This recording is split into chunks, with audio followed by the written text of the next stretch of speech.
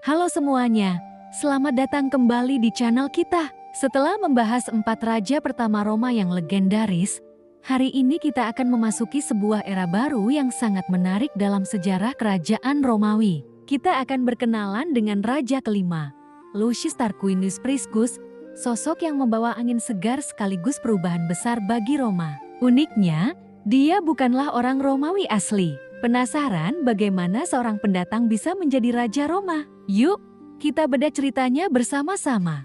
Nama aslinya sebenarnya adalah Lucumo dan dia berasal dari Tarquinii, sebuah kota Etruria yang makmur. Etruria adalah peradaban maju di Italia pada masa itu, terkenal dengan seni, arsitektur, dan rekayasa mereka. Lucumo adalah putra seorang imigran kaya dari Yunani. Jadi sejak lahir ia sudah terbiasa dengan budaya yang beragam. Namun, meskipun kaya dan terpandang, statusnya sebagai keturunan imigran membuatnya sulit mendapatkan posisi politik tertinggi di kota asalnya. Disinilah peran istrinya, Tanaquil, menjadi sangat penting. Tanaquil adalah seorang wanita bangsawan Etruria yang cerdas dan ambisius. Dia melihat potensi besar dalam suaminya dan menyadari bahwa masa depan mereka akan lebih cerah di tempat lain. Dia meyakinkan Lucumo untuk pindah ke kota yang lebih baru dan lebih terbuka terhadap orang asing, yaitu Roma. Tanaquil percaya, di Roma, keberanian dan kemampuan suaminya akan lebih dihargai. Maka, berangkatlah mereka menuju Roma. Menurut legenda yang diceritakan oleh sejarawan Livy, saat mereka mendekati gerbang kota, seekor elang tiba-tiba menyambar topi Lucumo, terbang tinggi, lalu kembali menukik dan meletakkan topi itu di kepalanya. Tanaquil, yang juga ahli dalam menafsirkan pertanda langit ala Etruria, langsung mengartikannya sebagai tanda dari para dewa. Ini adalah pertanda bahwa suaminya ditakdirkan untuk mencapai hal-hal besar di Roma. Setibanya di Roma, Lucumo mengubah namanya menjadi Lucius Tarquinius Priscus untuk terdengar lebih Latin dan lebih mudah diterima oleh masyarakat Romawi. Dengan kekayaan, kecerdasan, dan keramahannya, ia dengan cepat mendapatkan teman dan pengaruh. Dia bahkan berhasil menarik perhatian raja yang berkuasa saat itu, Ancus Marcius. Raja Ancus sangat terkesan dengan kemampuan Tarquinius hingga mengangkatnya menjadi penasihat kepercayaan dan bahkan wali bagi kedua putranya. Ketika Raja Ancus Marcius wafat, Tarquinius melihat peluang emas. Dengan cerdik, ia mengirim kedua putra Ancus pergi berburu, menjauhkan mereka dari pusat kekuasaan.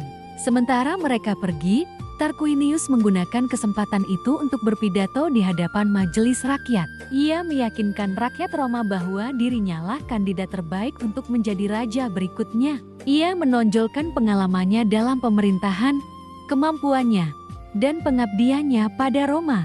Rakyat pun setuju, dan Lucius Tarquinius Priscus terpilih menjadi raja kelima Roma, sekaligus menjadi raja pertama dari dinasti Etruria. Naiknya Tarquinius Priscus ke tahta menandai dimulainya babak baru bagi Roma. Visi dan latar belakang Etrurianya membawa pengaruh besar pada pembangunan kota.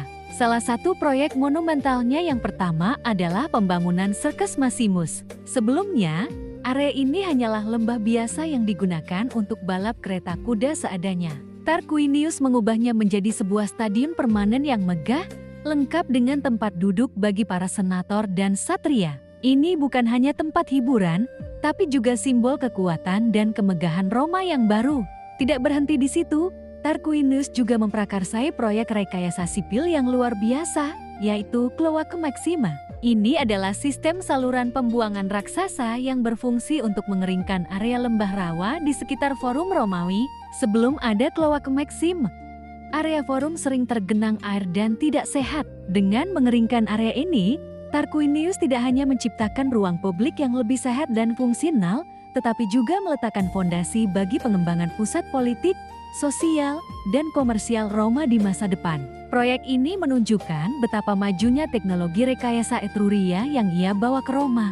Di bidang arsitektur religius, Tarquinius memulai pembangunan salah satu kuil paling penting dalam sejarah Roma, yaitu kuil Jupiter Optimus Maximus di Bukit Capitoline. Meskipun pembangunannya baru akan selesai pada masa pemerintahan raja terakhir, Tarquinius lah yang pertama kali meletakkan fondasinya. Kuil ini didedikasikan untuk 3 serangkai Capitoline, Jupiter, Juno, dan Minerva. Pembangunannya menunjukkan ambisi Tarquinius untuk menjadikan Roma sebagai pusat religius yang setara dengan kota-kota besar lainnya. Selain membangun infrastruktur fisik, Tarquinius Priscus juga melakukan reformasi politik yang signifikan. Ia sadar bahwa untuk memperkuat posisinya dan mengkonsolidasikan kekuasaan, ia perlu mendapatkan lebih banyak dukungan dari kaum bangsawan. Oleh karena itu, ia menambah jumlah anggota senat dari 200 menjadi 300 orang. 100 senator baru ini berasal dari keluarga-keluarga kaya dan berpengaruh yang sebelumnya tidak termasuk dalam kaum patrician. Dengan memberi mereka kursi di senat, Tarquinius menciptakan kelas bangsawan baru yang setia kepadanya. Dalam hal militer, Tarquinius juga terbukti sebagai komandan yang cakap. Ia berhasil memimpin Roma dalam serangkaian perang melawan suku-suku tetangga seperti Sabin, Latin, dan tentu saja Etruria. Kemenangan-kemenangannya tidak hanya memperluas wilayah kekuasaan Roma, tetapi juga membawa banyak harta rampasan yang digunakan untuk membiayai proyek-proyek pembangunannya yang ambisius. Ia juga memperkenalkan tradisi triumph atau parade kemenangan Romawi yang megah, sebuah upacara di mana seorang jenderal yang menang perang akan berparade keliling kota dengan pasukannya dan harta rampasan perang. Ini menjadi salah satu ritual paling ikonik dalam budaya Romawi. Namun, kesuksesan Tarquinius Priscus tidak datang tanpa musuh. Putra-putra Ancus Marcius, raja sebelumnya, tidak pernah melupakan tahta yang seharusnya menjadi milik mereka. Selama bertahun-tahun, mereka memendam dendam dan menunggu saat yang tepat untuk membalas. Setelah 38 tahun pemerintahan Tarquinius yang gemilang, mereka akhirnya menjalankan rencana jahat mereka.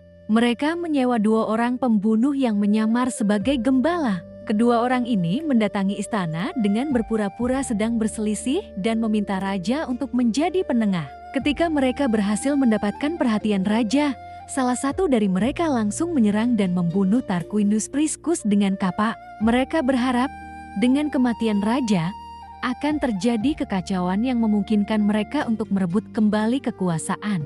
Namun, mereka tidak memperhitungkan kecerdikan sang ratu, Tanaquil.